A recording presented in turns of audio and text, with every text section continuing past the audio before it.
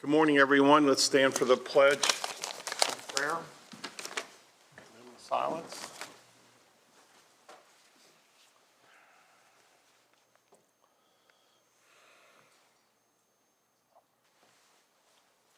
And now the pledge. I pledge allegiance to the flag of the United States of America and to the republic for which it stands, one nation, under God, indivisible. To order. We'll begin with the approval of minutes of November 16th.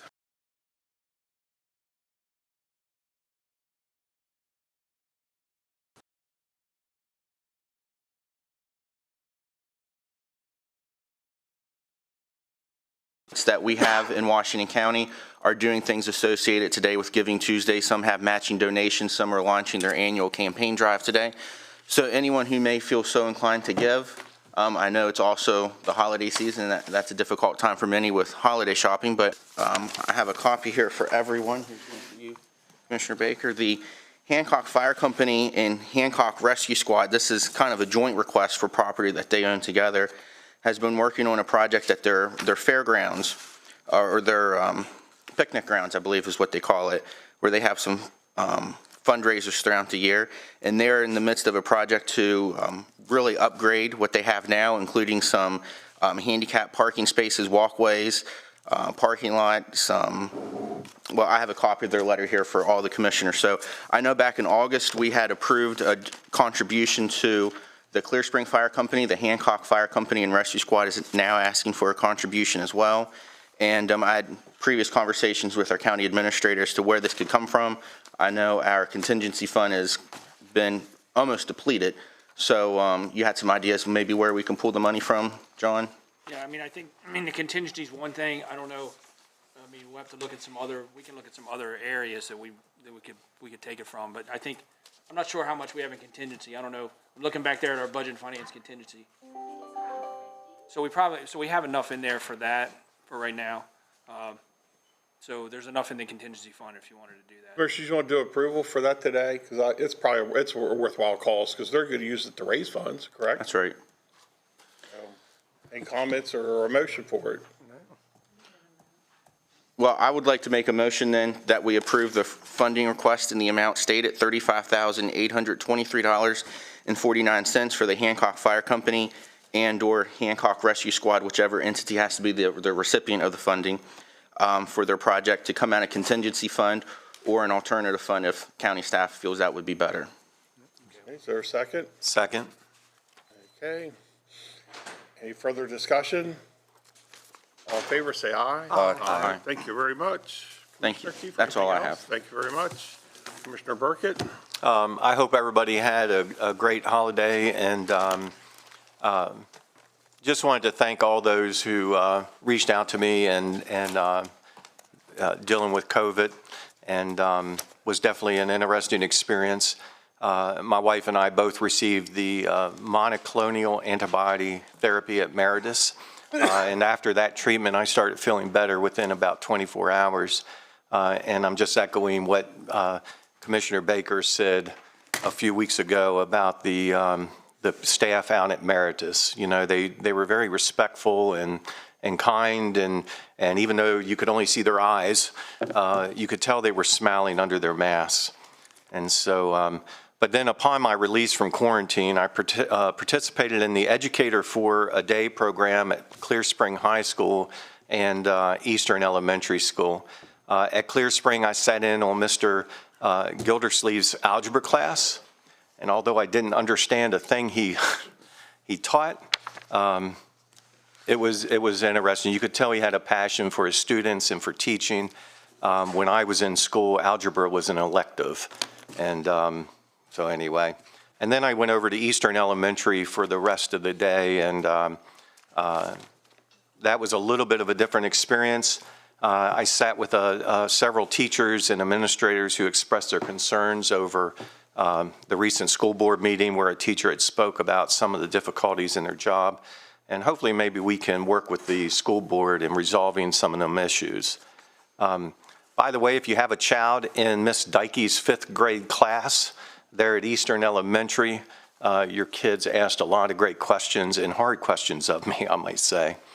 And then finally, I just want to make mention, a couple months ago, we met with the City of Hagerstown Mayor and Council to discuss some important issues, and it was our third such meeting. During that meeting, Commissioner Kiefer offered to do a 2-by-2 meeting, and I've since reached out to a council member expressing that we have 2 people that would like to start these meetings and still have not heard anything definitive back from the city on setting those meetings up. And I think just shooting arrows back and forth at public meetings does nothing to serve the people here in our community. And so it would be nice to get those meetings started sooner than later and really get something positive accomplished. That's all I have. Okay, Commissioner Wagner? Welcome back. I really hope you enjoyed your time off. I know a little bit of time I had off. I enjoyed it too. I wanted to thank, I see Paulie up there. Congratulations again on your award, Paulie. I wanted to also thank our Parks and Rec Department and HCC for doing the turkey trot. It was a huge turnout. There was probably, I don't know, I'm guessing 700 plus or minus there. And I got to go over there and talk to some of those people, and obviously I didn't run, but took my truck around once. But anyway, that's about all I have, but I wanted to thank them. They do a nice event out there on Thanksgiving morning. People are all nice, and they're just having fun, and it doesn't last that long, and everybody gets home to their family. Thank you, Commissioner. I too want to thank Jamie Dick for the turkey trot. The crew of volunteers that he has secured over the years is phenomenal. I too kept my record straight. I've been there about 20 years and never ran once, so I didn't break that record either. I took pictures again. But to see the families after families and groups meeting there, it's like a tradition to be there every Thanksgiving. Saw several other of our county employees there participating. So that was a very nice event, keeping that tradition alive. I do want to say I've already met with Mayor Brucci. We did a one-on-one, so I've already started reaching out to the members of Hagerstown City Council, and I have some things maybe later to share, but that was a very nice meeting with former Mayor Brucci, now Councilman Brucci. I also want to thank Meritus Hospital and Dr. G. I underwent some eye surgery yesterday. From the minute I ended Meritus to security, to entering the same-day surgery room, to the surgery of my surgeon, everything was pleasant, apprehensive about eye surgery, but knowing that you were being well taken care of and attended to by all of Meritus and my doctor, thank you to them. And I want to also congratulate Paulie. That's a nice event for you to be honored. The video was special. You also care about the Humane Society, and I appreciate that efforts on that too. But thank you for all that you do, and we share that we share that common bond of photos, so they're important. Paulie, you just got on the Dolman board too, didn't you? Didn't I read that somewhere?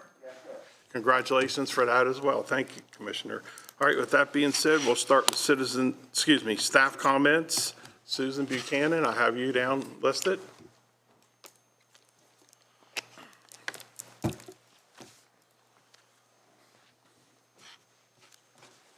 Good morning, everyone. Susan Buchanan, Director, Office of Grant Management. I'm here this morning to announce 3 recent grant awards approved through the Office of Grant Management. The first 2 are hotel rental tax grants. The Cumberland Valley Athletic Club was awarded up to $13,000 for Washington County Sheriff overtime expenses for the 59th annual JFK Ultra Marathon race, which was held on Saturday, November 20th. In addition, an award of $5,000 was approved for the Maryland Theater for the upcoming Crumpy's Donut Drop 2022. This event will be held in downtown Hagerstown on Friday, December 31st. Both projects were consistent with the goals of the Hotel Rentals Tax Grant Program and have both historically received funding through that grant. The next award announcement is for a general fund contingency grant. Star Community was awarded $2,000 to assist with the cost of serious incident investigation training for its staff. This cost was an unexpected expense for the organization due to staff turnover that had that mandated training. The general fund contingency grant is intended for one-time unexpected and unbudgeted expenses. There's no motion necessary. This is just for information purposes and awareness. I'd be happy to answer any questions. Thank you. Yep. Thank you. Thank you. Any other staff comments out in the gallery? Seeing none. Mr. Downey? Nothing this morning. Thank you. Krista? Mr. Montrano? Thank you, President Klein. Good morning, Commissioners. I have two items this morning. The first one is we received a request from the town of Boonesboro for a letter of support from the Board of County Commissioners to, for their application to the Appalachian Regional Commission to install a bigger well at Schaefer Park. They're looking to set up a redundancy source and to increase capacity. So they sent in a draft letter, but they've asked if the commissioners would be willing to sign a letter of support for grant funding for their new well in Boonesboro. You want a consensus or a vote? Consensus for the, is that good enough, Kurt? Yeah, that's fine with me. And just send a copy of the letter out and you'll get approval back that you're okay with the way it reads. Is that okay, Commissioners? I support a letter. Yeah. Okay. Oh, that's 5 nods. Okay, great. Thank you. We'll put together a draft letter for you. And the second item is, we have a request from Brooks House. As you may recall, several years ago when Brooks House was originally built, they asked the commissioners to waive some fees, including some sewer tap fees. And looking at their water usage, they are required to purchase an additional EDU at a cost of $6,900. And they've asked the commissioners if they would be willing to waive that $6,900 fee. So the request is to waive that fee. The recommendation would be we wouldn't really we would waive the fee, but then we'd have to pay for it out of the Commissioner Contingency Fund. So it's a $6,900 fee. So is that, we have the balance? Is that what we? I think we still have a little bit of money left. I think we do. We should probably be able to cover it. If not, we can come back. But yes. Okay, could you, Sarah, could you just give us an update then what our balance would be at your convenience, so we all know? Commissioners, you okay with that? So we would. Want a motion for that? We would need a motion for that. Motion to approve. Is there a second? Second. Any further discussion? All in favor, say aye. Aye. Aye, thank you very much. Is there any penalties or back fees on that we have to waive too? I think there were some late fees, but I think we can I think we can do that. I think we can do that on the staff level. I think we can do that. So I'll go ahead and authorize that if it's okay with the commissioner. Very good. What else? Okay, that's all I have. Okay, thank you very much. No other staff and come in or anything? Next up, citizens' participation. Anyone here for citizens' participation, please come forward, introduce yourself and the matter. I didn't see you come in, Kay. How are you this morning? I'm good. Good to see you back. Oh, thank you. Good morning. Morning. Marty Lum, Election Board President. Kay Rabusi, Election Director. We appreciate the opportunity to be here this morning, talk with you. Getting to the point, at your August 17th Commissioners meeting, you discussed the American Rescue Plan Act and the funding. And a couple of days later, it appeared in the newspaper. In the newspaper, it mentioned that you had approved some of the funding. You had $14.5 million, and you approved $4 million to take care of first responders and your medical, fire and rescue, police, and everything else that you've all talked about this morning, and also county employees. And I sent a letter when I read that to Sarah, or not a letter, but an email. And I'd like to read just a portion of that. Let me remind you though, this is citizens' participation and try to keep your comments to 3 minutes. I'm not going to cut you off. Right. But I can't let every other group come in here and take advantage of citizens' I understand. participation, okay? But I want to Thank show you you. due respect. I will be quick. Thank you. Okay, thank you. Read the article in the newspaper yesterday about the American Rescue Plan Act providing funding for county worker bonuses. I think this is great and well-deserved, and I agree with your proposal to the commissioners and their approval. Question is this: would election workers be included or considered as essential workers who faced heightened exposure and risk of COVID-19 by reporting to the work locations during the election to perform their job duties? We did have a primary election in June 2020 and a general election in October, November 2020, which required about 400 minimally paid workers or citizens, these are our friends and neighbors, who were forced to wear masks, gloves, and face shields during Election Day in 11 vote centers, while closely interacting with about 50,000 county voters in the highly contested 2020 presidential election. I don't think we are talking about a large amount of money, somewhere in the neighborhood of $100,000, to show the respect, appreciation, and recognition for the citizens who practically volunteer their time to complete this monumental task in difficult and uncertain conditions.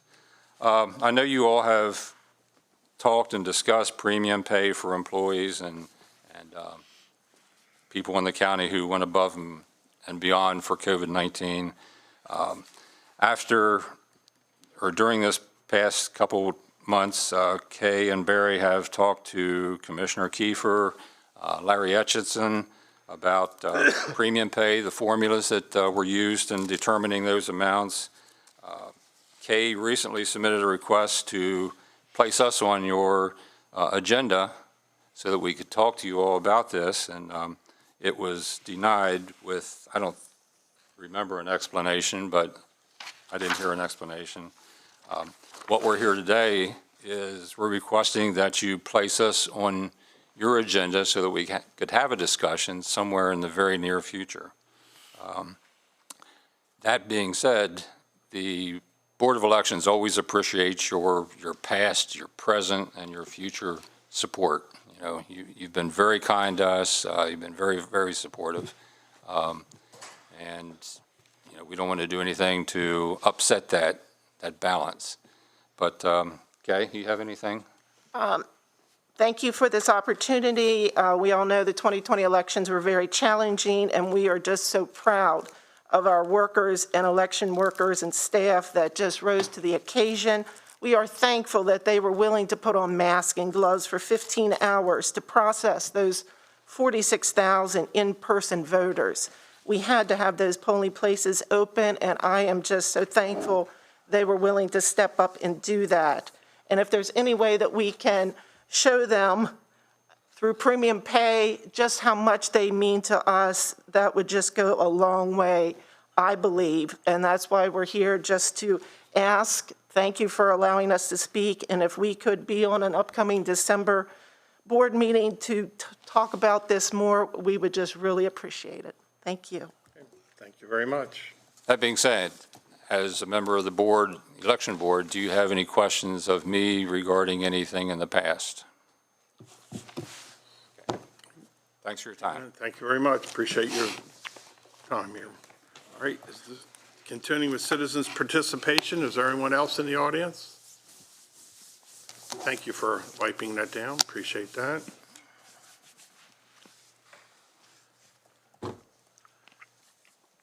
Next on the agenda is a 10:30 public hearing. We're a few minutes ahead of schedule. Would it be best to wait a few minutes? I'm going to suggest a 5-minute recess so we can be closer to our 10:30 start time. Thank you.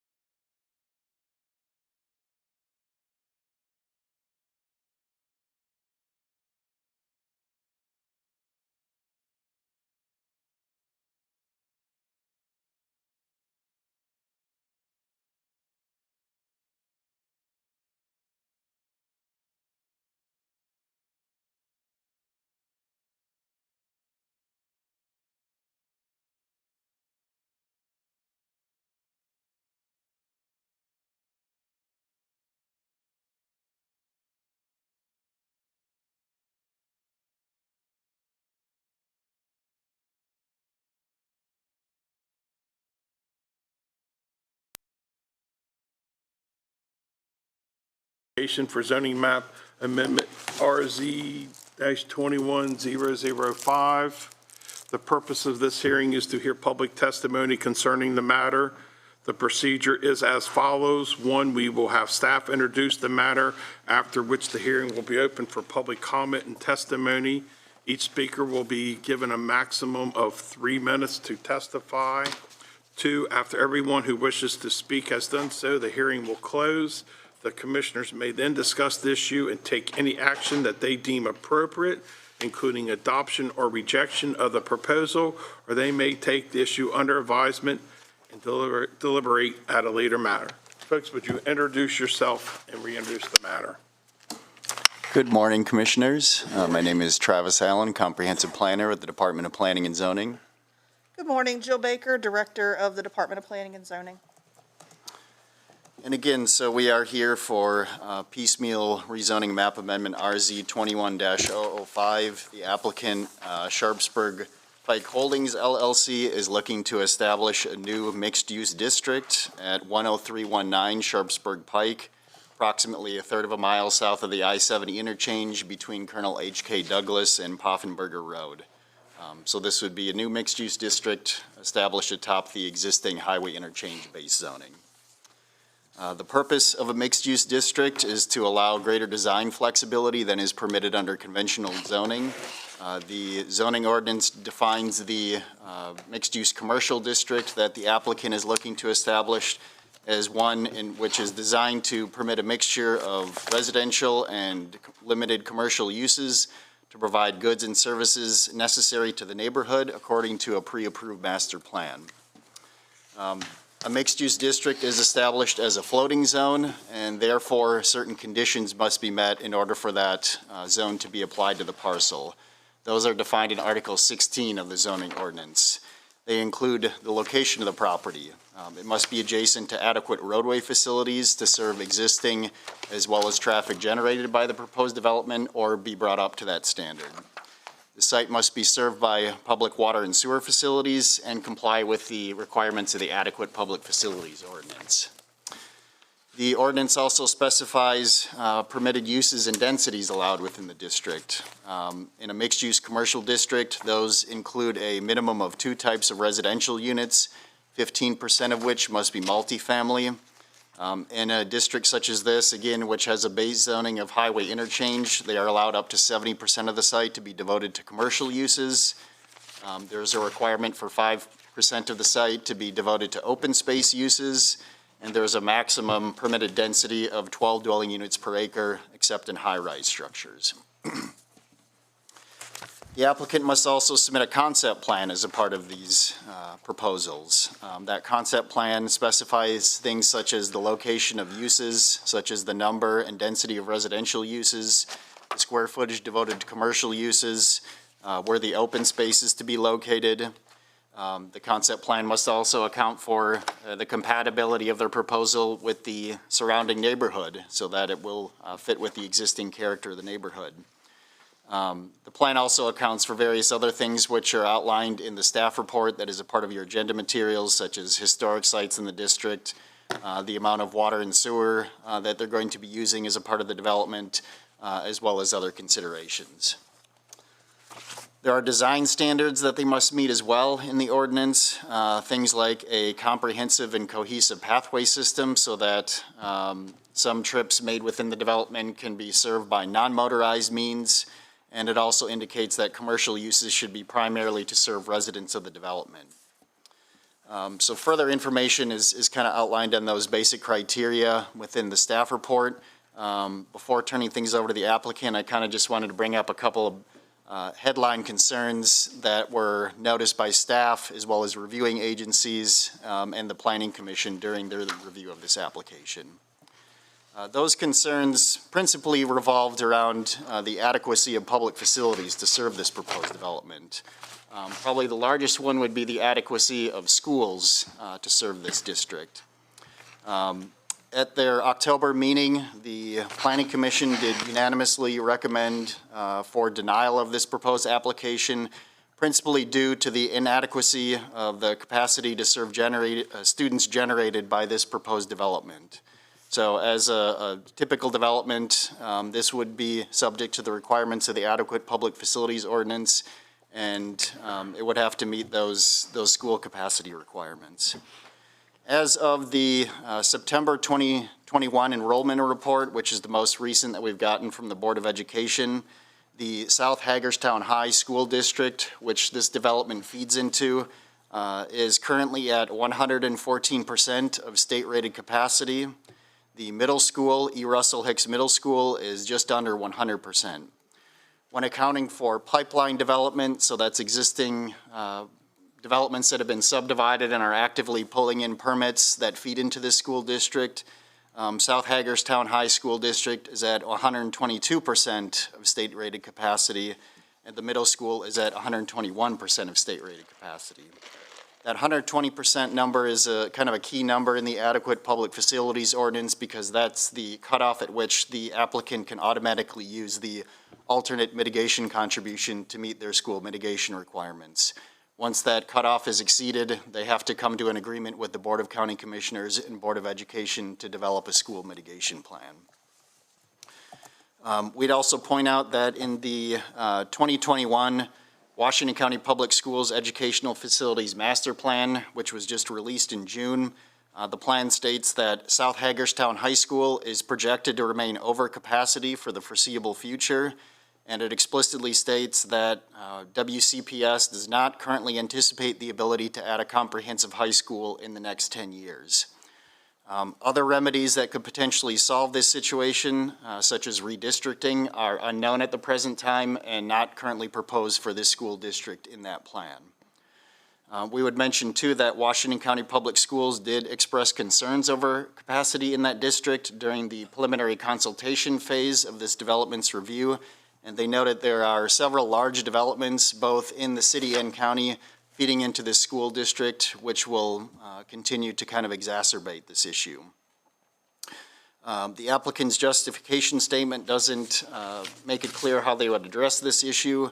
I know there's been some information floating around about making the development age restricted and things like that.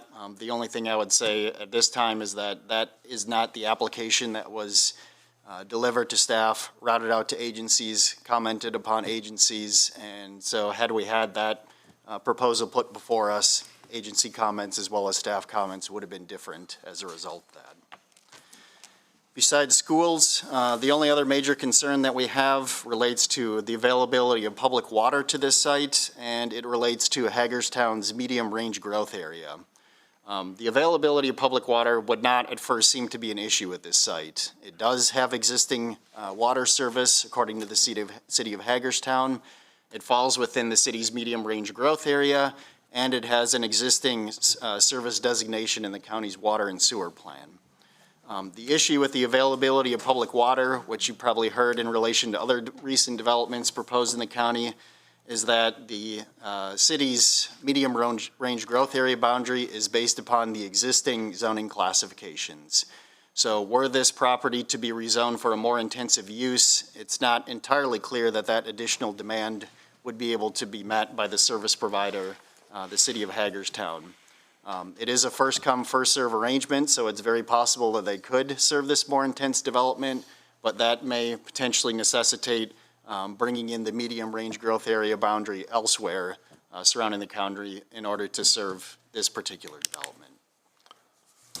So to wrap things up here, again, staff very much feels that a mixed-use district absolutely does make sense for this district. Our concern really is more a matter of timing. And again, that timing relates to the current adequacy of public facilities within that district, particularly the schools, to a lesser extent water.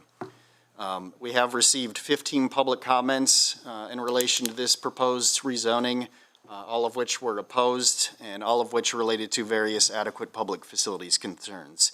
Things like roads, schools, traffic, neighborhood safety that people in the neighborhood were concerned about. So, do you want to? The only thing that I would care to add to this is the discussion regarding the schools and the Planning Commission's recommendation. I want it to be very clear that at the time the Planning Commission made their recommendation, there was no suggestion of requiring this development to be age restricted. It was not included within the application, and I don't think that the Planning Commission felt as though that was the application that was submitted to them. So that's the fatal flaw in this whole process, is that sometimes you will get information after the Planning Commission does that could actually change the direction of the discussions and how you view the decisions of these projects. So I just wanted to make that clear, that it was talked about, but it was never presented as an option. You're going to hear this term highly solvable again, as you did in the BlackRock PUD case. That's the discussion, is that if this were an age-restricted development, that could be a highly solvable solution.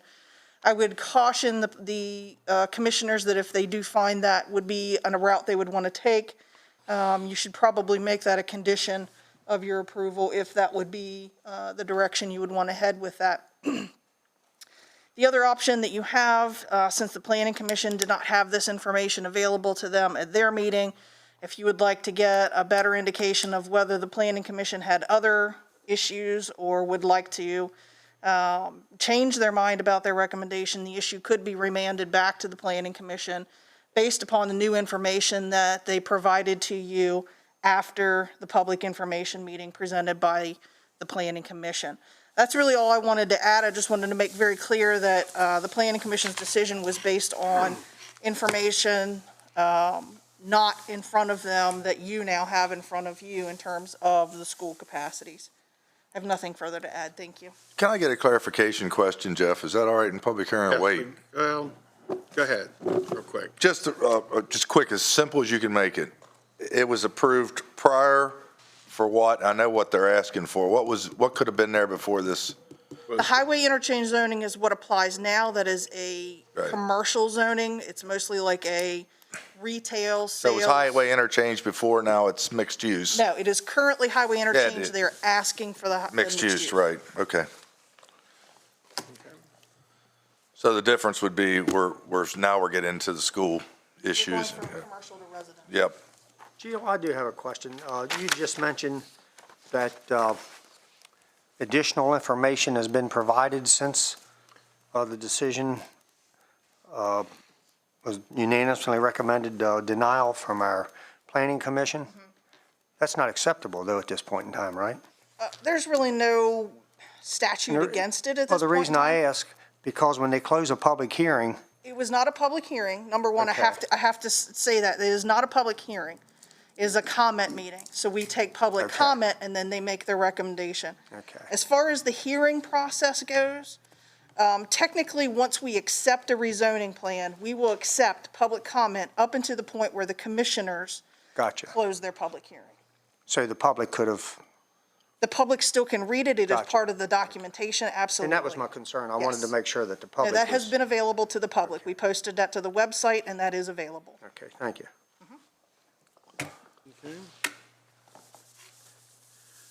The staff's presentation open. We will now open the hearing for public comment. Anyone wishing to come forward, please Thank give us, what applicant? You'll need to hear from Oh, the applicant pardon me, I first. skipped over. Thank you. That's these new glasses. Thank you. Please introduce yourself in the matter. Good morning, Commissioners. Zachary Kiefer, attorney on behalf of the applicant. My address is 19405 Emerald Square, Suite 2100, Office 202 in Hagerstown. Trevor Frederick, engineer, Frederick Simon Associates, 128 South Potomac Street, Hagerstown, Maryland.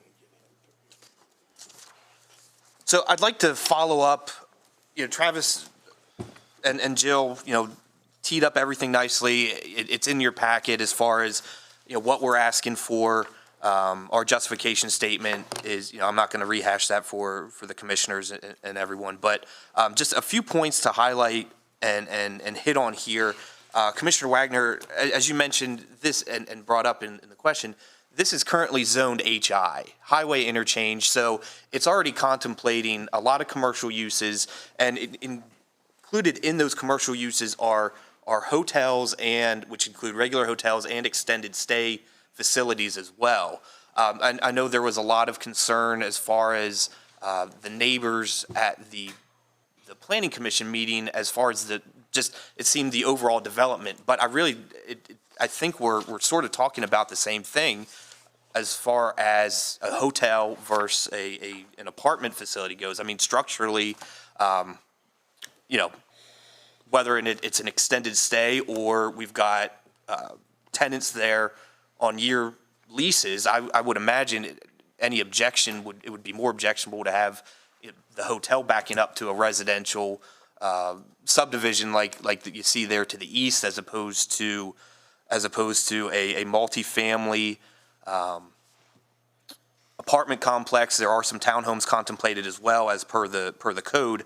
But, you know, it's not like we're talking about taking what is currently zoned in ag or is intended to remain undeveloped or at a very less or much less dense development than what we're doing here. You know, it is HI, and we're asking for the mixed use overlay to provide sort of that buffer between everything that's going on along 65 and the community in the back. I would think, and you know, Trevor here's the engineer, but I would think that mixed use residential commercial component, providing that nice buffer and some open space and sidewalks that are contemplated and things like that, as opposed to just a straight more highway interchange would be preferable. But, you know, of course I don't live there.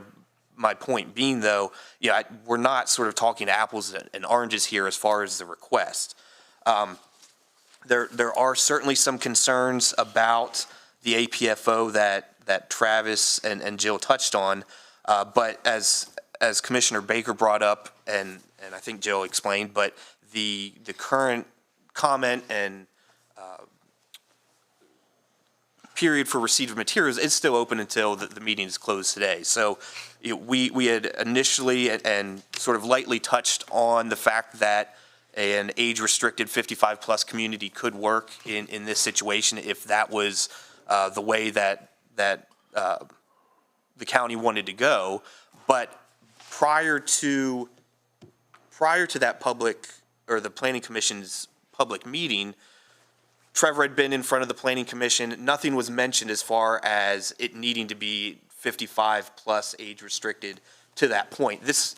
There's an opportunity to be before the Planning Commission 3 times total. We've got an initial sort of development review with these MXCs. We have the public meeting with the Planning Commission, and then if we do get the zoning, then this matter actually has to go back to the Planning Commission for final site plan approval. So they're getting 3 bites at the apple to try to whittle this down to really get this into a form and shape that is acceptable to not only the developer, but also county staff as well. So Jill's point that, you know, the remand to the Planning Commission, in a sense, it is being remanded to the Planning Commission upon the approval of the zoning. It has to go back to the Planning Commission for final site plan approval. Again, just to highlight, the denial by the Planning Commission, and I believe is in your packet, it was limited to the issue of the schools. And as Jill and Travis touched on a little bit there, and in the case cited, Cremens versus the County Commissioners of Washington County, the Court of Special Appeals in the state of Maryland said that while the adequacy issues can be looked at the zoning phase, which is where we are now, the proper stage for resolution is after the zoning approval has been granted and the applicant is back before the Planning Commission working on those adequacy issues. So we don't get a final site plan until we've resolved the school issues, the water and sewer, and traffic. Just to briefly touch on the water and sewer, Travis mentioned there is capacity there. Of course, any new development is going to take up seats or spaces within that capacity, but the capacity is there. It's what the capacity is for, is this development, is future development. Similarly with the traffic, currently there is an approved traffic study by Maryland State Highway. That contemplated a hotel, which is a permitted use under the HI district, but some initial revisions and redos, I guess, of the traffic study show that the proposed mixed use would actually reduce traffic as opposed to just a straight hotel with retail on the bottom. So I think we're actually, in asking for this MXC overlay, we are mitigating and solving some of those traffic concerns that were brought up by the neighbors and the opponents at the hearing by just committing to and asking for the zoning to do a less intensive use from a traffic standpoint. Back to the schools, again, since the schools are currently over capacity, which that calculation also includes developments in the pipeline, we don't automatically get to make that mitigation payment. However, that doesn't stop the Board of County Commissioners from negotiating with the developer on a subsequent mitigation payment. So that's one way to solve this issue without the age restriction. We can, to some extent, sit on the zoning approval, wait for either redistricting or just capacity, whether there's outflows of students at South or things like that. We could wait for capacity to appear. We could engage the board of, or the school board and ask that the redistricting be looked at. That's another option. But I really, I think the immediately solvable issue is if we do get the zoning, going back to the Planning Commission and agreeing to do a 55-plus age-restricted community. That takes this development out of the realm of APFO. The APFO is no longer applicable because 55-plus, you're not bringing in kids and families and things like that. So it's not going to have any,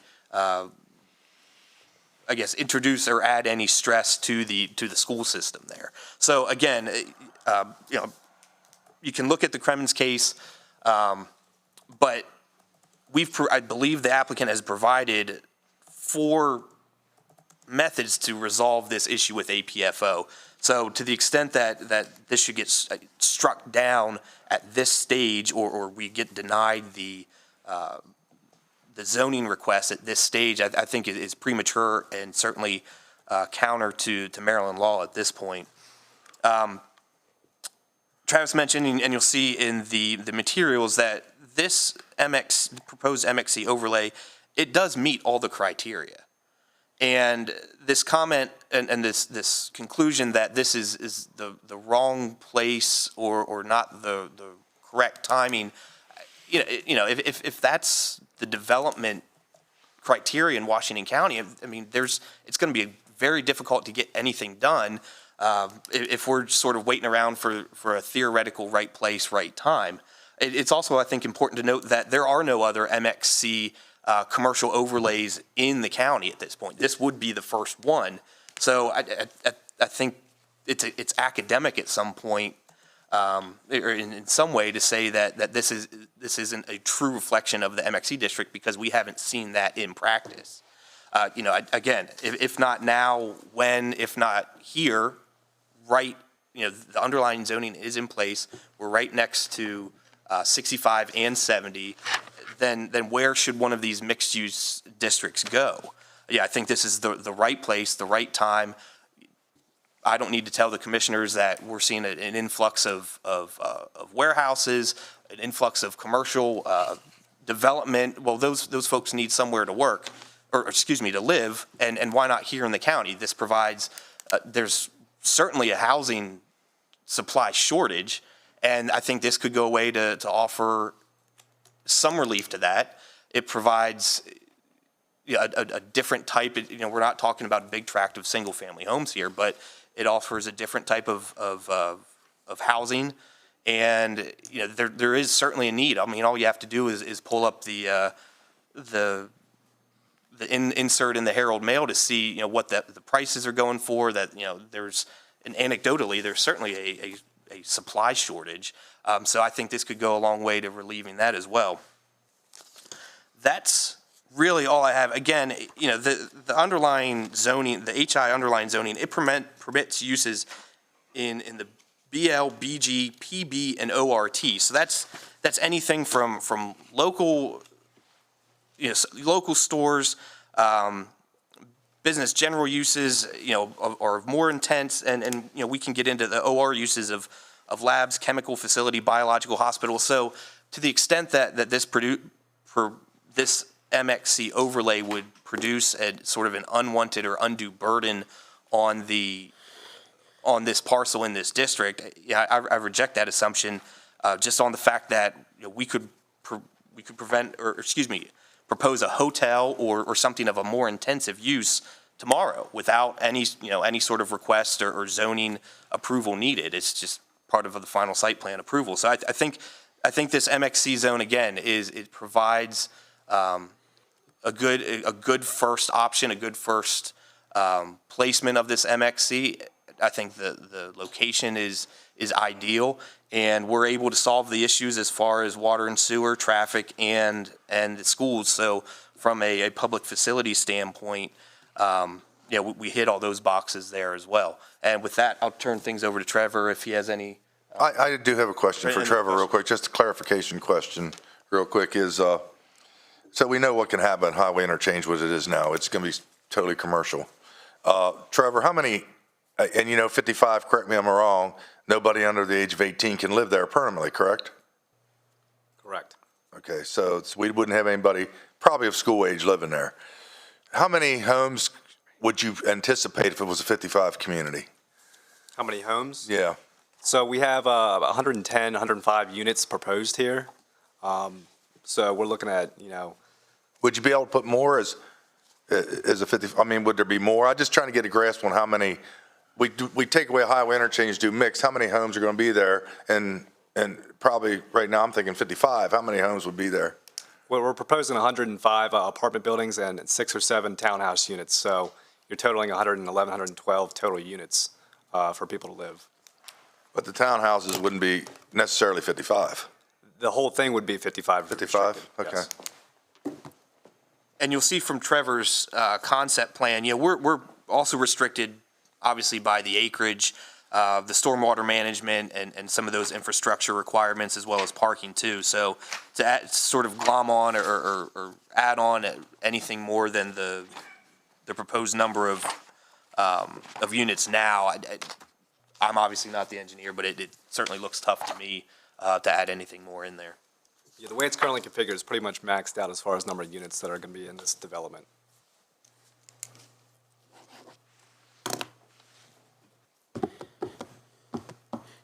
Anything else? Is that it? Thank you, Commissioners.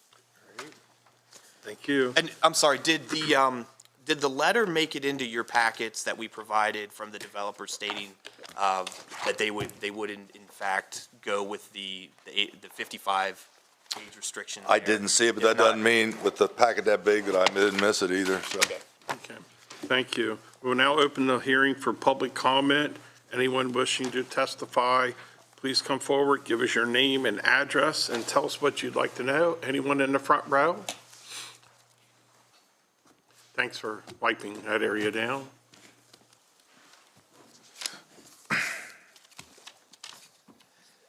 Good morning. I'm Beverly Bowers. I live at 1041 Bear Creek Drive, directly behind where they're going to put this development. I moved there in '96 as a single mom, took my kids out of Hagerstown because of the amount of crime. When you move in that many units in front of a neighborhood that has virtually been crime-free, we're a community back there. If one of us gets sick, we take food. If one of them's missing an animal, we're out looking for it. We're a close-knit community, and we don't want to see that changed. Thanks.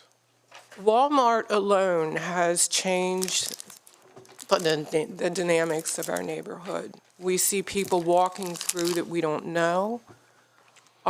Just this week, we had a neighbor that was burglarized right at night.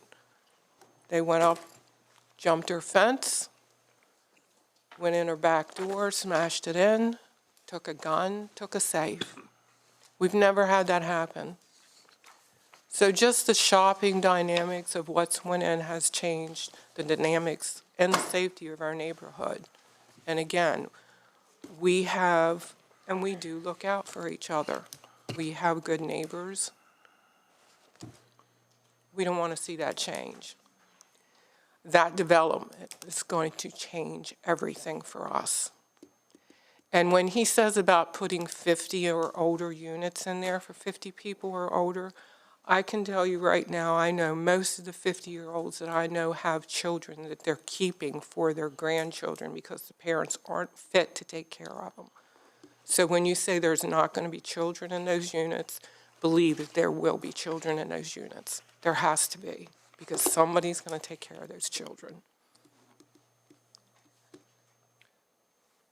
The schools are overstressed. Our kids aren't getting the education that they should be getting now because there's too many kids in those schools. Why add more? I don't want to see our dynamics change. My house is paid for. I'm retired. I'd love to stay there. 3 years ago when stuff started up, I'm like, man, we need to build. We need to build and we need to get out of here. But because of the neighborhood and because of the closeness that we have, we stayed. And now it's only going to continue to get worse.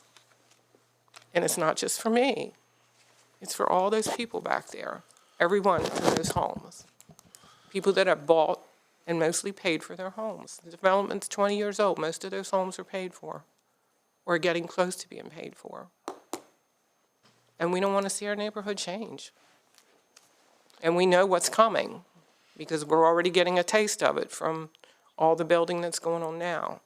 The traffic's heavy. People are running up and down. Our children are going to get hit.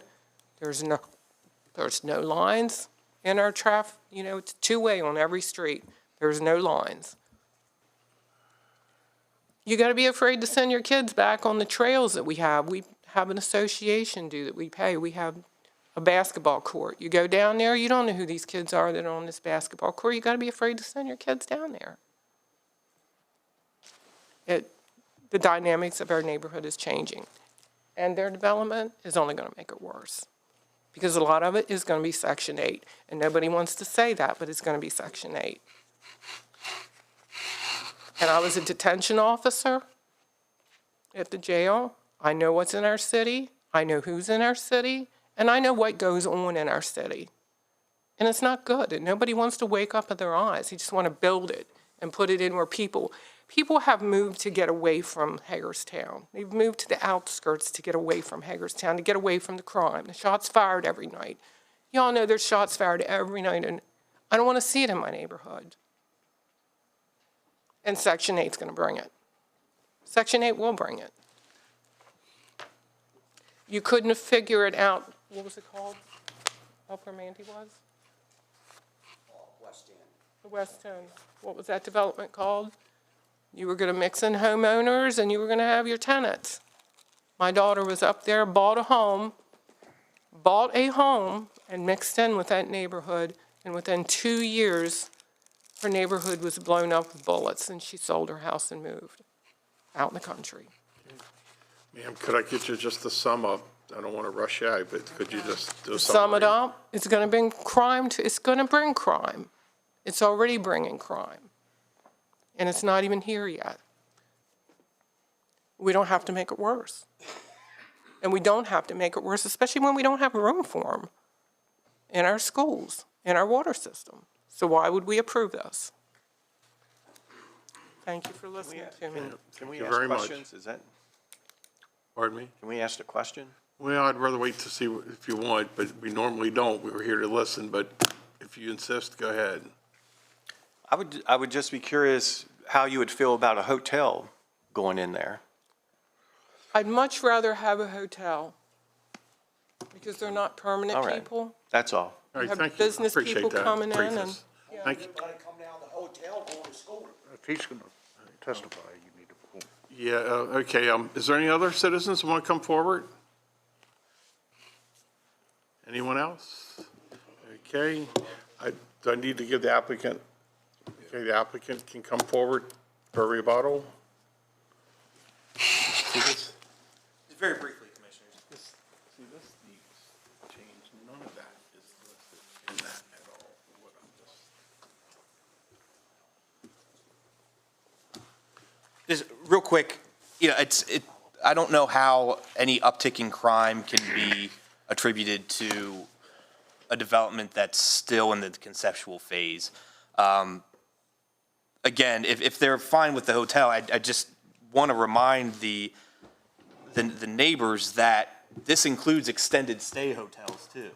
So extended stays are when people stay, not for any set duration, but they're paying to stay for a month, to stay for 2 months. Extended stays, where are those kids gonna go? Okay, just try to keep your comments directed to us. Certainly. So again, a lot of the concerns are anecdotal at best, and maybe there is some concern there, but that's the subdivision that's already back there. That's its own entity. It's its own subdivision. It has its own homeowners association. We're not proposing tying in and using any of their roads, facilities, things like that. So there's buffering requirements that we need to meet too. So I think there is going to be some buffer and some separation between the current development and what's proposed here. But again, a lot of this is anecdotal at best, and we've proposed ways that we aren't going to impact the schools. Water and sewer traffic, those are solvable issues too. So I just leave the commissioners with that. And again, I thank you for your time and consideration. Thank you for your brief rebuttal. Any other citizens want to come forward? Seeing none, do the commissioners have any questions? I have a couple questions for either Joe or Travis, or maybe Kirk. It's been talked about the commissioners could put a condition on the rezoning to only allow for a 55-plus community. I thought the commissioners weren't allowed to do any kind of conditional zoning. I remember issues that's come before us. For example, rezoning an area that would allow a truck stop, and the commissioners would say no truck stops, and we were told we couldn't put that kind of condition on a. So who enforces that? Who, if there is an example of a grandparent that, so two questions. One, are the commissioners allowed to do conditional zoning like is being suggested? Why is this different than past cases? And two, like has been said, grandparents are taking in their children all the time, and it's just a current state of affairs right now in this country. Who would enforce if this is only a 55-plus community? Where does that enforcement come into play to say that's not allowed? So let me first answer the question of conditional zoning, and I'll ask Kirk to correct me if I'm wrong, but conditional zoning usually is associated when you specifically ban or exclude a particular use from a use that's already been assigned as permitted within a district. So for example, if the property, if they were asking for commercial zoning and they were allowed to put hotels in there under that commercial zoning, and the commissioner said, well, we're going to allow that zoning, however, we're not going to allow hotels. That's exclusionary zoning, that's conditional zoning, and that's not approved. You are permitted to put conditions upon the development that could help it meet its intent in terms of its purpose and mitigate any issues that go along with that development. So there has been in the past where commissioners have approved conditions on rezoning, such as limiting the number of permits per year, or limiting the number of total overall units, or things like that, where you're not outright banning something from happening. That's really where you get into the legality issues of when you outright ban things. So allowing conditions like this is completely permissible to create orderly development and to advance good planning efforts. So that's a little bit of the difference. It's subtle, but that's the difference. That's what we're talking about when we talk about conditional zoning. It's a difference between putting conditions on the zoning that's allowed or the use that's allowed versus not allowing the use at all. So that's the first thing. The second thing, dealing with who enforces that age 55 and older development. We enforce that. And we have numerous developments across the county right now that are age restricted. Emerald Point is one, South Point is one, Rosewood was, but they lifted that. I actually did contact the school board and specifically asked how many students are coming out of those developments as they stand today, and there are none coming out of those developments as they stand today. So we do track that, and we do make sure that they are adhering to those criteria. If in such a case that they're not adhering to that criteria, then they are breaking a condition that was approved to that house. And we can definitely go in and try to mitigate that issue. But we do have the ability to enforce that.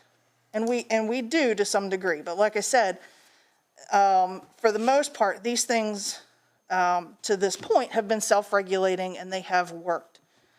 I can't promise you, obviously, that it will happen forever and ever, amen, but we do have the ability to track that and monitor that. I don't know if I see this board ever going in and kicking out a senior citizen because they're taking care of their grandchild. I'm not saying kicking them out. I'm saying they would probably have to pay mitigation to take that condition off of their home. But then that changes the community of what That changes that of what home. the but developer said it was going to be. It could. It changes one home, but in that community. So then, so if we were to say it's a 55-plus community, it doesn't, there's always the possibility down the road that, that's done away with, just, right? If you're saying we can go in and change the status of that one home or that one townhome or that one condo, whatever it might be, then that 55-plus community is a moot point because it's not going to, there's a possibility, probably a strong possibility, it won't stay that way forever. Am I thinking about that right? I think you're hitting on a little bit, Wayne. I have a 55 community, Freedom Hills, that I control as a realtor. 80%, if some legal guy in here, correct me if I'm wrong, but I think 80% have to be 55 or older. Somebody has to be 55 or older. And in that community, I don't think there's anybody that goes to school at Freedom Hills. But to Wayne's point, and it's recorded in their deeds, I do know that. So the 55 community. So at Wayne's point, what if they violate that 80%? And all of a sudden we got 70% under 55. Or 30% under 55, I should say. So, that's the part that's a part that we struggle with that because we keep count of who's in there. And you might let somebody squeak in at 54 years old, but you don't want too many of them because then you fall out of that grace of a 55 community. Now, if I'm wrong on that, someone correct me. So if the question is, are we going and checking everybody's birth certificate that buys a home in there to make sure they're 55 and younger? They're the answer signing is no. something. But The answer is no. We're not going to do that. If you're asking me if I'm going to kick out somebody who's 55 or older out of their home because they have an 18-year-old kid or a 5-year-old kid living with them, the answer is no. We're not going to do that. I don't think we have any authority to do that. We do have authority to fine them for violating the conditions of their zoning. That's just like having a junkyard. You're violating the conditions of zoning, therefore we would fine you for that. Those are conditions that you agreed to as part of purchasing that home. Now, again, I'm not going to sit here and try to pretend like it'll never happen. It sure does. It sure could. I can just tell you right now that with the information that I have from the school board, presently we have no students coming out of any of those age-restricted places. Now, to answer your question, we have, in Rosewood is the example of this, where they had done townhouses as age-restricted homes in the beginning. And then they found that they have a market for younger families. So at that point, the townhouses as a group came in and they mitigated for all of those units, and we took the age restriction away. So yes, that could go away. However, if you make this a condition of zoning, I would see that as being a condition that if they ever wanted to remove that, they would have to come back in and ask the commissioners, not just simply mitigate for it. That's kind of where we were going with this, is to kind of add that extra layer. We're not promoting this in any way, shape, or form. Let me make that clear. As staff, as the Planning Commission, we're not promoting the 55 or older. This is what they're telling you that they think they can do to solve their problem of school capacity. We're simply telling you that if that's what you choose to do, and if you feel like that's a highly solvable thing, then keep them to that. Make that a condition of this approval so that we have something to enforce. That's the only point that we're trying to make. We in no way are advocating. Commissioners, any other questions? No. All right, hearing no other questions, the public hearing is now concluded. We can either take action today or deliberate, come back another day to decide. I personally like to see it reprimanded back to the Planning Commission with a public meeting about the age 55 community for more access. Just having on our internet is probably not enough notification, but I'm only one of 5. Commissioners, any thoughts? I think, personally, I think I'd like to see the same thing. I think the Planning Commission, I'm on the Planning Commission. Obviously, I didn't vote on this one because I knew it was coming here.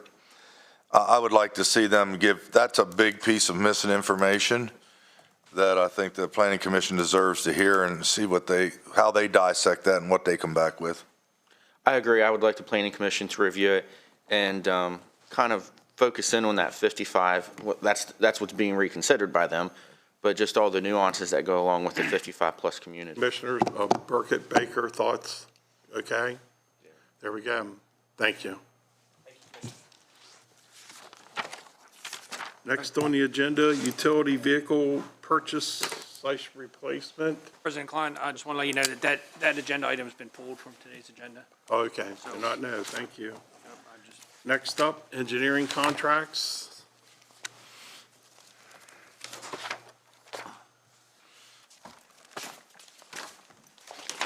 Please introduce yourself in the matter.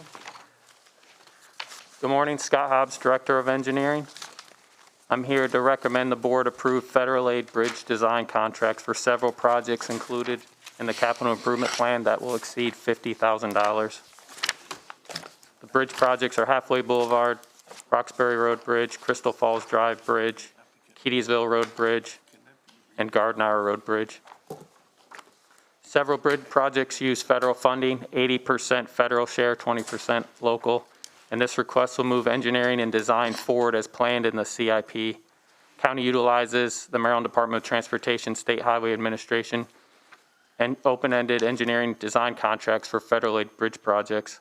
The amounts listed in the CIP are estimated, and purchase orders would be set up for approved amounts as determined and coordinated with MDOT/SHA for each phase of work. For each project, the projects for the design scope is broken into preliminary investigation, type, size, and location, scour, foundation, drawings, final design plans, and specifications and estimates. So I'm here before you to just request that every project listed in the CIP can move forward with the projects. The estimates, as I mentioned, are from the open-ended design contracts with the state, and they provide to the county several consultants that go through the process, purchasing process, and therefore we want to utilize those contracts. And since the design contracts are over $50,000 for several phases of the scope of work, we're bringing this forward to you. Any questions? Commissioners, comments, thoughts? Motion to approve? Motion to approve. Second. First and a second, all in favor, say aye. Aye. Aye, thank you. Thank you. Next up, environmental cooperative purchase. Scott, welcome back. Please introduce the matter. Yes, thank you again. Scott Hobbs, Director of Engineering. I'm here to recommend that the board authorize by resolution to approve work from Geostabilization International at the contracted unit price as awarded by Delaware County, New York contract per agreement, proposal 3118, totaling $326,995, as detailed on the attached proposals. Embankment slope instability has recently become apparent along sections of Kiefer Road and Puri Road. This is a cost-effective solution to stabilize the embankments, and the purchasing arrangement provides a significant cost savings as material costs are included in the previously contracted unit prices. This work will include lane and road closures with an anticipated notice proceed next month. Section 106.3 of the Public Local Laws of Washington County grants authorization for the county to procure goods or services under contracts entered into by other government entities on items over $50,000. A determination to allow or participate in an intergovernmental cooperative purchasing arrangement shall be done by resolution and shall indicate that the participation will provide cost benefits to the county or result in administrative efficiencies and savings, or provide other justification for the arrangement. The county will be a benefit to these direct cost savings because of economies of scale the contract has leveraged. Additionally, the county will realize savings through administrative efficiencies as a result of not preparing, soliciting, and evaluating a bid.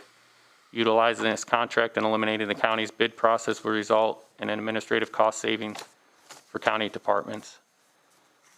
So, in summary, we'd like to be able to move forward with these contracts. We have slope stabilization issues on some of our county roads, and this is a process and project that would move forward here in the next month and utilize cost savings.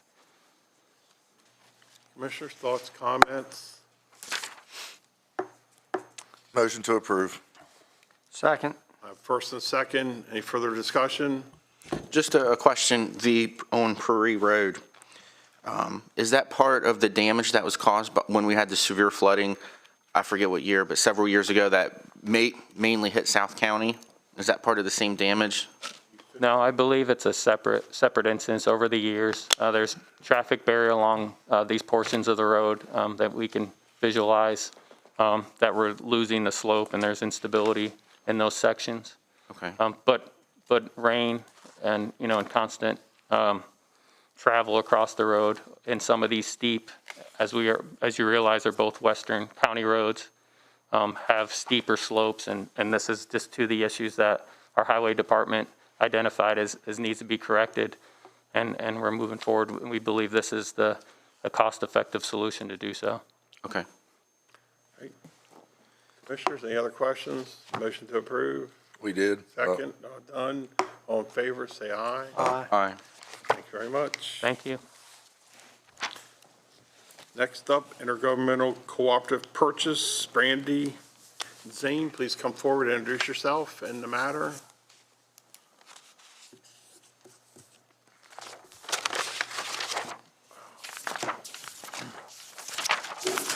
Good morning, Zane Rao, Deputy Director of Highways. Good morning, Brandy Nagelbauer in the Purchasing Department. The first recommendation I have for you this morning is for the Intergovernmental Cooperative Purchase, INTG 21-0070 for 4 new 2022 Ford F-350s. Move to authorize by resolution for the Washington County Highway Department to purchase 4 new 2022 Ford F-350s for a total cost of $207,999.99, and to utilize another jurisdiction's contract, which is the Baltimore County contract, and it was awarded to Apple Ford out of Columbia, Maryland. The Code of Public Law of Washington County provides that the Board of County Commissioners may procure goods and services through another contract entered into by another government entity, as long as we stick to the same terms and conditions to that of. The county will benefit with the direct cost savings of this purchase due to the economies of scale that the contract has leveraged. Funds are available in the capital improvement plan for the highway department. And again, These vehicles replacing other vehicles. 3 of them will be replacing other vehicles. The one will be in addition when we hired the supervisor of field operations. That position, we took a truck from the sign shop department, which wasn't. 3 that'll be replaced. We put them out for sale on our Yes, they go to process for the public. govdeals.com. Commissioner, thoughts, comments? Motion to approve. Is there a second? Second. A first and second, any further discussion? Hearing none, all in favor, say aye. Aye. Aye, thank you very much. I believe.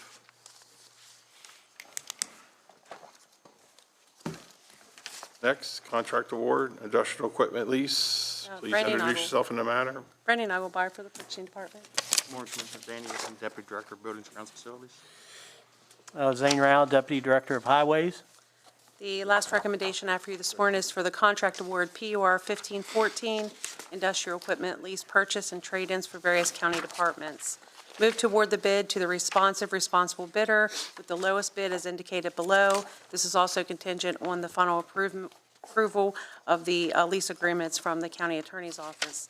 I do have one correction. Item number 3 is a annual lease cost, I have purchase on there. That's an error. So that is also a lease as well. On September 22nd, 2021, the county accepted the industrial equipment bids for various county departments. The notice of the invitation of bid was published in the local newspaper, listed on the State of Maryland's eMaryland Marketplace Advantage website and the county's website. 18 companies downloaded the document. 2 vendors were represented at the pre-bid, and we did receive 2 quotes. The county initiated the lease program for equipment back in 1996, and the county's replacement guidelines for loaders and backhoes and other equipment recommends a 5-year cycle for such equipment. Funds are available in these various departments' budgets for the lease payment. Commissioners, thoughts, comments? Motion to approve. I have a first and second. Any further discussion? None. All in favor, say aye. Aye. Aye. Thank you very much. Thank you all. That seems to conclude our open session for the moment. Motion go into closed session. Motion to go into closed session. Second. I have first and second. All in favor, say aye. Aye. Thank you very much.